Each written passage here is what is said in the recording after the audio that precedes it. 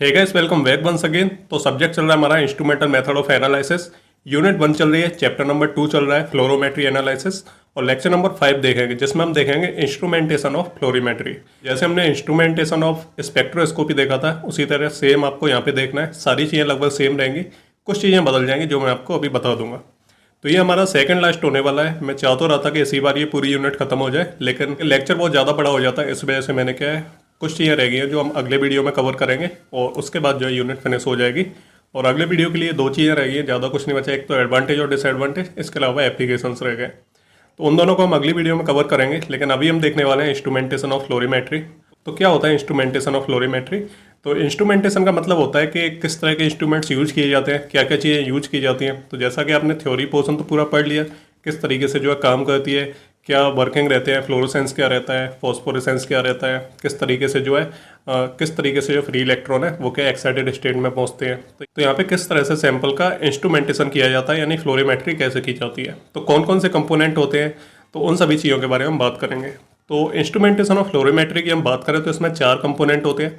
ये हमारा सेम बिल्कुल वैसा ही रहेगा जैसा हमारा यूवी स्पेक्ट्रोस्कोपी में था इंस्ट्रूमेंटेशन।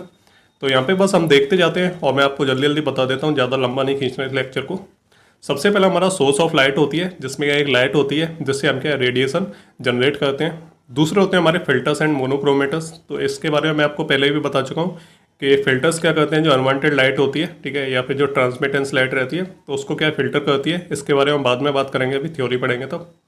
और मोनोक्रोमेटर्स आपको पता है कि जो पॉलीक्रोमेटिक लाइट रहती है उसको क्या मोनोक्रोमेटिक लाइट में कन्वर्ट कर देता है, यानी बहुत सारी वेव्स आती हैं उनको क्या एक ही वेव में कन्वर्ट कर देता है। फिर हमारे सैंपल सेल्स आते हैं जिसमें क्या हम सैंपल को लेते हैं, यानी सैंपल होल्डर बोलते हैं इन्हें हम। फिर हमारे डिटेक्टर्स आते हैं, और इसमें क्या है मेनली जो होता है वो फोटो मल्टीप्लायर ट्यूब के बारे में पढ़ने वाले हैं, क्योंकि फ्लोरीमेट्री में यही ज़्यादा यूजफुल है। वैसे तो 3 तरह के होते हैं, लेकिन हम जो है इसमें इसी के बारे में बात करेंगे।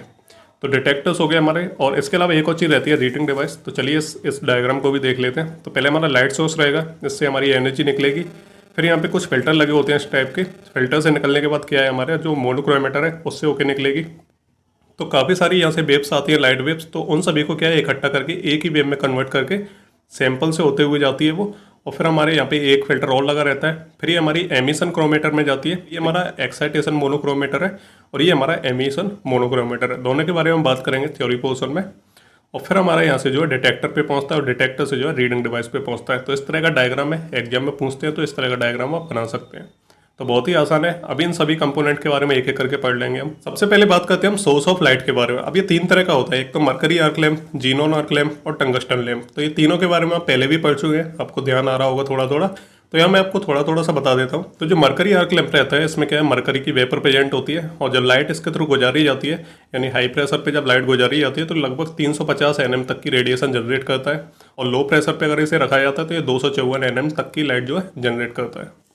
सेकंड होता है हमारा जीनोन आर्क लैंप। तो ये भी क्या हमारी रेडिएशन जनरेट करता है, और अगर हम बात करें रेंज की तो ये लगभग 250 से 600 nm तक की रेडिएशन जनरेट करता है। पीक इंटेंसिटी की बात करें कि और ज़्यादा पीक पे इसकी इंटेंसिटी कितनी होती है, तो लगभग 470 nm तक की लाइट जो है जनरेट कर सकता है।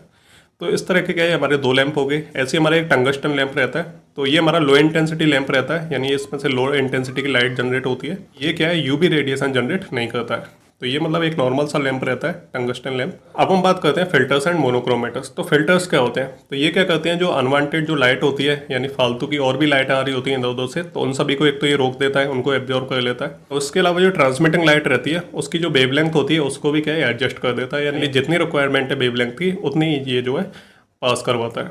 अब इसमें भी 2 टाइप के फिल्टर होते हैं, प्राइमरी फिल्टर और सेकेंडरी फिल्टर। तो ये प्राइमरी फिल्टर रहते हैं वो क्या करते हैं, तो ये क्या करते हैं, जो विजिबल रेडिएशन रहती है इसको तो एब्जॉर्ब करते हैं और यूवी रेडिएशन को ट्रांसमिट करते हैं। और सेकेंडरी जो फिल्टर होते हैं ये यूवी रेडिएशन को एब्जॉर्ब करते हैं और विजिबल रेडिएशन को ट्रांसमिट करते हैं। तो दोनों आपको याद रखने हैं।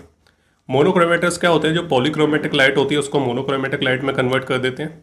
ये चीज़ मैं आपको कई बार बता चुका हूँ। और इसके अलावा इसके भी हमारे 2 टाइप रहते हैं। एक रहता है हमारा एक्साइटेशन मोनोक्रोमेटर्स। तो ये क्या करते हैं, ये सूटेबल रेडिएशन प्रोवाइड करते हैं, यानी जो मॉलिक्यूल होता है जब उस पर लाइट डाली जाती है तो वो क्या है एक्साइटेशन में पहुँचता है, यानी ग्राउंड स्टेट से एक्साइटेड स्टेट में पहुँचता है।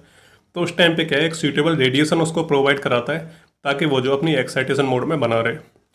और फिर हमारे जो एमिशन मोनोक्रोमेटर्स आते हैं, तो वो क्या करता है, वो जो रेडिएशन होती है उसको एमिट करवाता है, यानी जो मॉलिक्यूल है अब जब जैसे ही लाइट कट करेंगे तो वो क्या करेगा, मॉलिक्यूल अपनी एनर्जी को लूज करेगा, रेडिएशन को एमिट करेगा।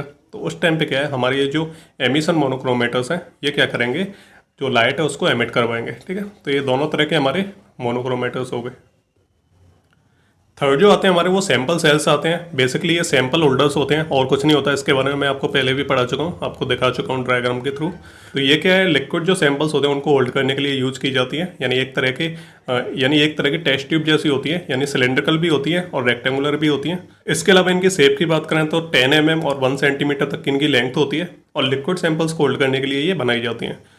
और इसके अलावा इनका जो ग्लास होता है ऊपर का वो क्वार्ट्ज का या फिर ग्लास का बना होता है। फिर आते हैं हमारे नेक्स्ट डिटेक्टर्स, जो क्या करते हैं, जो हमारे लाइट सिग्नल्स होते हैं उनको इलेक्ट्रिक सिग्नल में कन्वर्ट कर देते हैं, तभी तो वो स्क्रीन पे रीड कर पाएगा। तो ये जो 3 के 3 टैप हैं, ये तीनों के तीनों मैं आपको पढ़ा चुका हूँ पहले भी, जब मैंने आपको यूवी स्पेक्ट्रोस्कोपी पढ़ाया था। अब मैं वही सेम चीज़ यहाँ पे दोबारा नहीं लिखने वाला था, तो इसलिए मैंने क्या है यहाँ पे आपको डिटेल में नहीं बताया, लेकिन मैं आपको ये पहले भी पढ़ा चुका हूँ। अब जाके वो वाले नोट्स देख लेना या वीडियो देख लेना, तो आपके समझ में आ जाएगा। तो ये सारे के सारे हम पढ़ चुके हैं। और एक और बार बता दूं कि जो फ्लोरोमेट्री होता है, इसमें क्या है, ये जो हमारी फोटो मल्टीप्लाई जो ट्यूब रहती है ना, यही जो है यूज की जाती है। तो इसकी एक्यूरेसी भी अच्छी रहती है और ये सूटेबल भी रहता है फ्लोरोमेट्री के लिए। ठीक है, तो ये हो गया हमारे डिटेक्टर्स, सारे के सारे पहले से पढ़ा चुका हूँ, जाके देख लेना। तो हमारा ये जो लेक्चर है कंप्लीट हो चुका है। ज़्यादा कुछ इसमें था नहीं, सारी के सारी वही चीज़ें हैं जो हम पहले पढ़ चुके हैं। स्पेक्ट्रोस्कोपी में ऑलमोस्ट हम ये सारी चीज़ें देख चुके हैं, उसमें कुछ था नहीं ज़्यादा अलग से, वैसे कुछ नहीं है।